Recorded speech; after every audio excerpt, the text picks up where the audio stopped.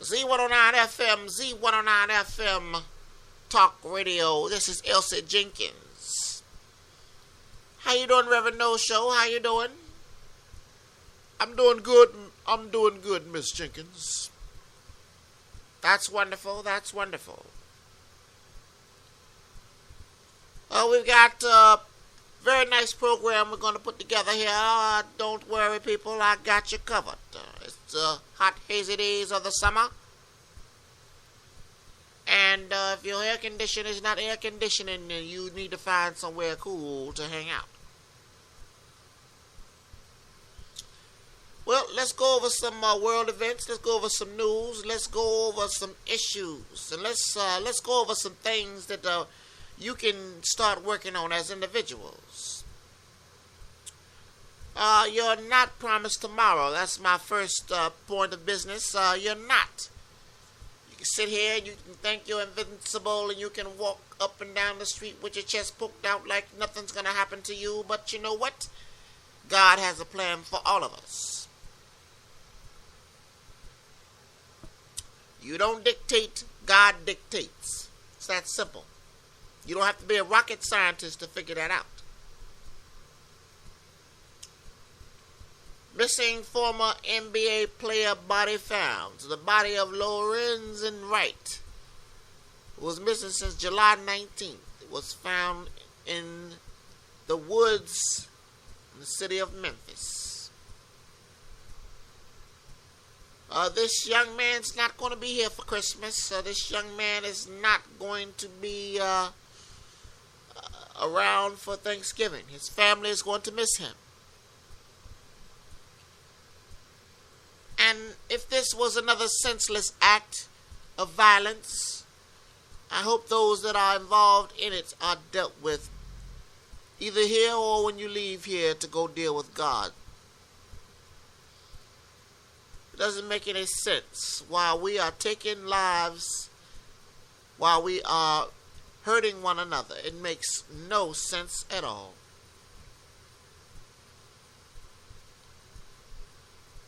Let's see. Football season is coming up. I'm not a big football fan, Reverend No Show, but I tell you right now, watches me a good game here or there.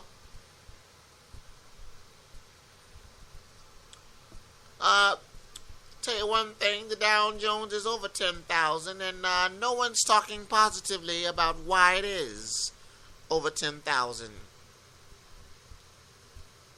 We were in a very, very deep slump not so long ago. So my question is, why isn't someone giving the president praise for all the positivity in the economy?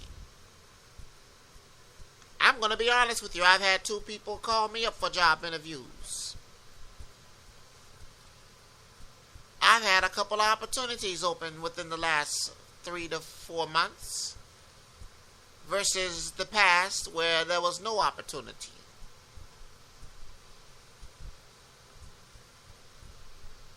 I think the economy was turning in the right direction, and then the oil wells started to leak. Any distraction to take away from the positivity, that's what it's all about right now. You know, Reverend No Show, I hope this man, President Obama, does not run a second term. I hope he takes his family and enjoys the rest of his life.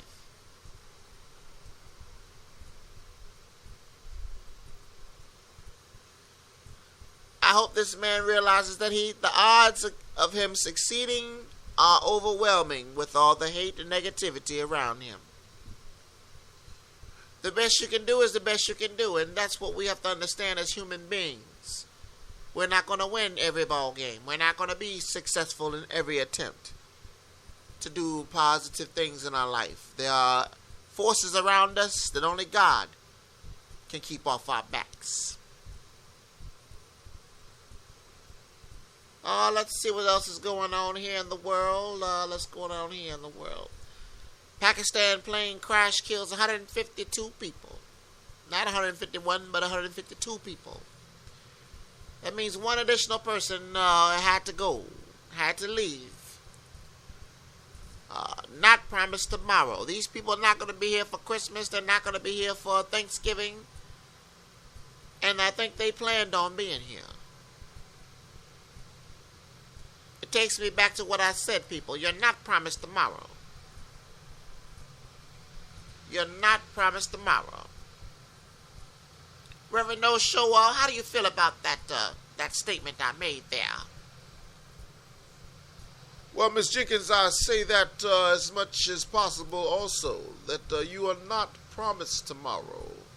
That you must do positivity today. And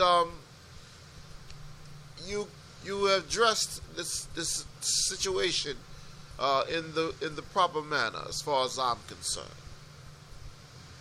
Well, I try to make sure I hit the notes like a flute player.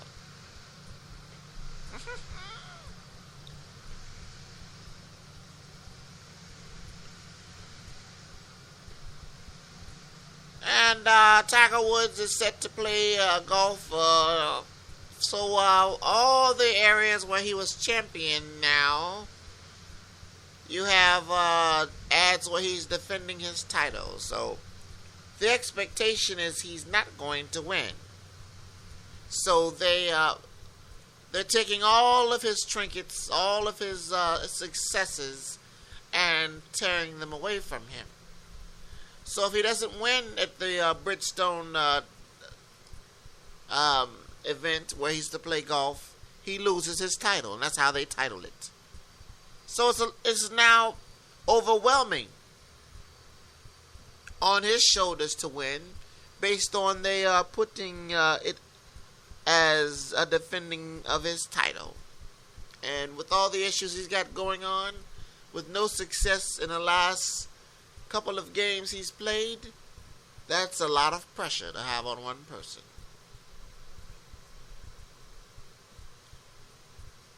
Exercise, people, exercise.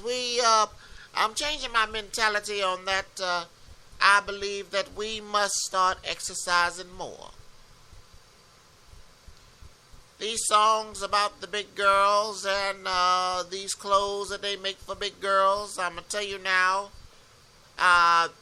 we're being pushed in the wrong direction. The creator that created these bodies, Reverend No Show, he did not design these bodies to be 300 or more pounds. The heart can only take so much. And knowing that, common sense tells you that you need to exercise. You need to start walking. Driving in your car is not exercise, people. Riding around on the bus is not exercise. You've got to walk from one end of your street to the next. And if you can't walk from one end of your street to the next because of the hoodlums in your neighborhood, well, then you're going to have to find you a track somewhere. It's a shame, but you're going to have to.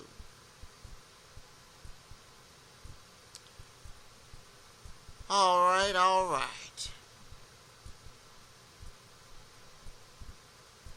Let's see what else we got here in the world. Your usual fires in California consuming a lot of things, and there's no control over that. You can throw all the water you want on it, but fire was here before you was. Fire was here a long time before you was.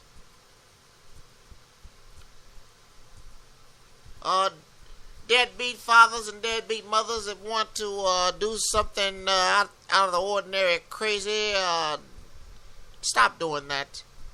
Stop trying to take a young man or a young woman away from a parent that knows well, does well, and has the resources to do well. You have no resources. You don't have the means to do well. And you don't have the decision-making process to maintain.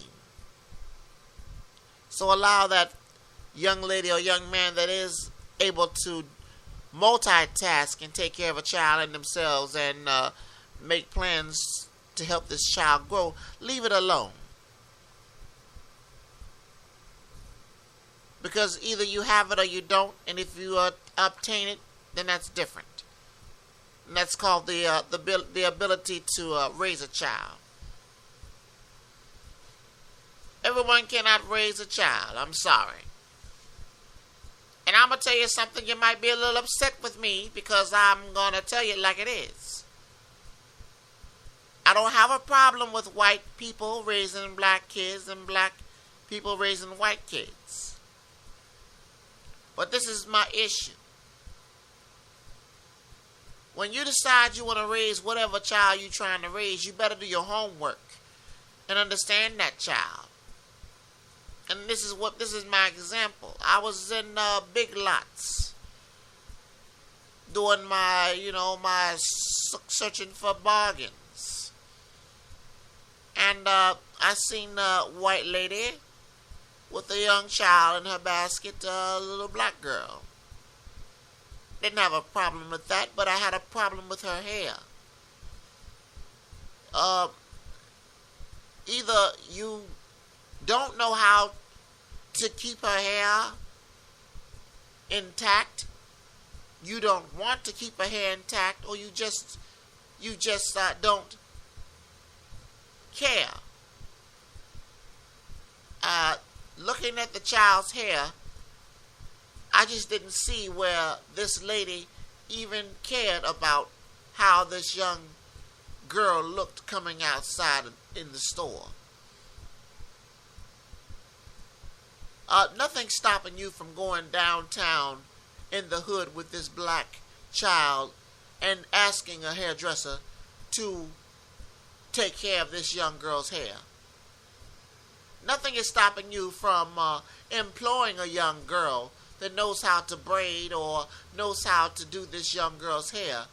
Nothing is stopping you from taking that time out to go to a library and just get you some hair books and figure out what it is you need to do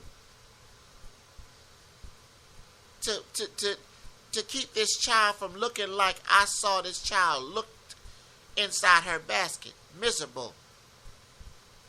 Now, she was a happy young girl, but her hair was miserable. No one cared to do her hair. Now, that's hypocritical to care for a child, but then you don't care to get their hair done. You sent the wrong signal to Elsie Jenkins when I look across and I see that your child's hair is tore up, but yours is well did. You may think you're doing God a service and putting attaboys in your basket, but you have no attaboys from me. Because not for 1 second did you stop and look at that child and say, what can I do to help this young girl's hair? What can I do? Maybe I don't understand the texture of her hair, but that's not going to stop me from going into her city, into her hood, finding a young lady or finding a young store that's going to help me learn.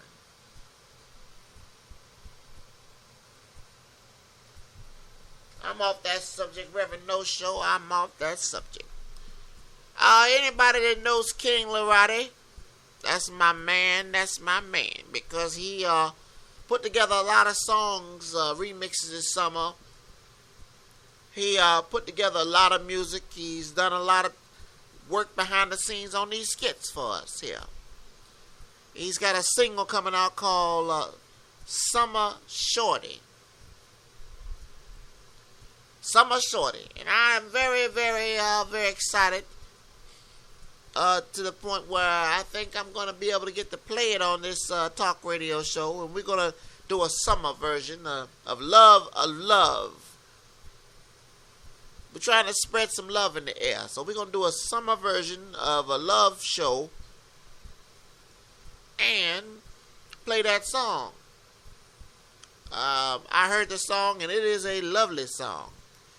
It's the kind of song that takes you back to when you was in love with somebody and your stomach had butterflies. Anytime you got around that person. Lord have mercy. Your stomach ever have butterflies, Reverend No Show? Miss Jenkins, I had butterflies a long time ago. Lord, that was a long time. I ain't never felt them butterflies except for the last time I had that church's chicken. Lord have mercy. It was a little more than butterflies in my stomach, and I don't never go back to churches again after that. All right. Let's keep going on. So, Mrs. Chelsea Clinton has gotten married. Hope she's going to be a positive role model in the world. Let's see here. World events. Let's look at the current news here. I think there's some issues going on in the world. Local. Let me tell you something, people. You're going to have to get out here and you're going to have to be active in your community to try to change things. For example, they've got a lot of teen parties going on.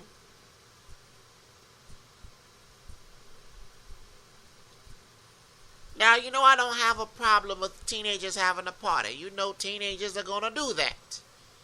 But what I do have a problem with is the alcohol, the drugs, the negativity that could come with such a party. I don't have a problem with it. I just wish that teens could party without the negativity.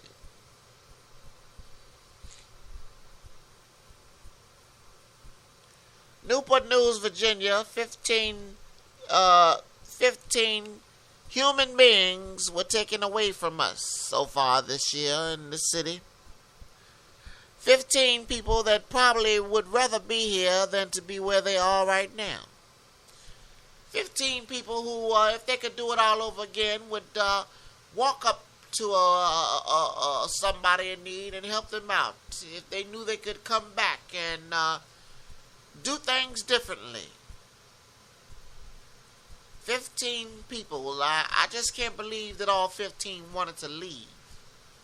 I can't believe that all 15 people, if you line them up right now in front of us, just don't want to be here anymore. Would rather just leave, be placed in a box and have dirt covered over them. I can't believe that. Not all 15. There are some that are depressed at the point where they want to leave, so they don't care anymore. But all 15, it's got to be one person there that loves themselves enough to say, you know what? I'll do it again. I will change my world, change my ways and the way that I do things. I just can't believe that all 15 would want to leave.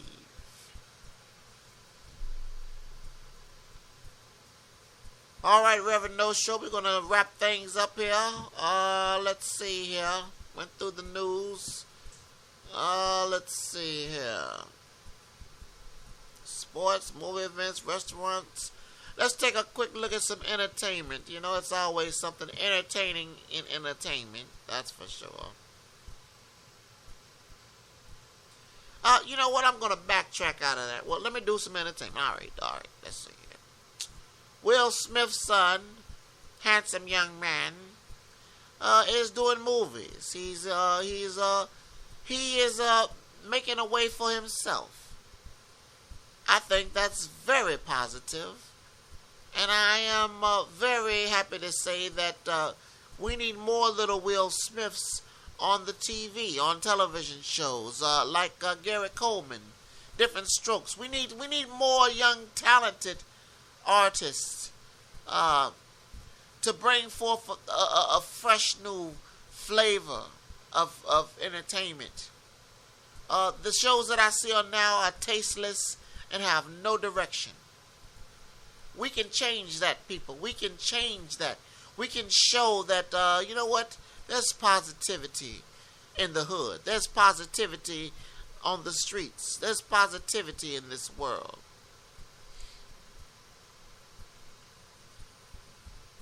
And we need to get on more movies and more TV shows and get laughter back in our lives.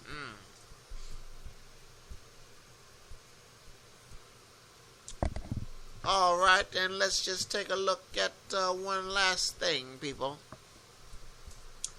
Let me tell y'all something. First of all, first and foremost, this is for the consumers.